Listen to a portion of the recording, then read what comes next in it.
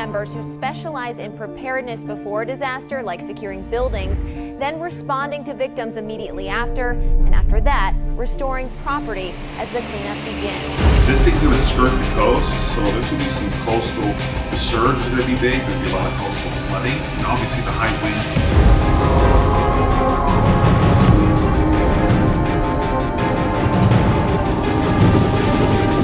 Job to put together a team of highly skilled first responders from the fire, police, and the urban search and rescue setting. And together as a team, we go into some of the most dangerous environments throughout the world. Our team of first responders are here as well. They're trying to respond after the storm. If these storms do leave damage behind, we'll be there right away to help out when needed.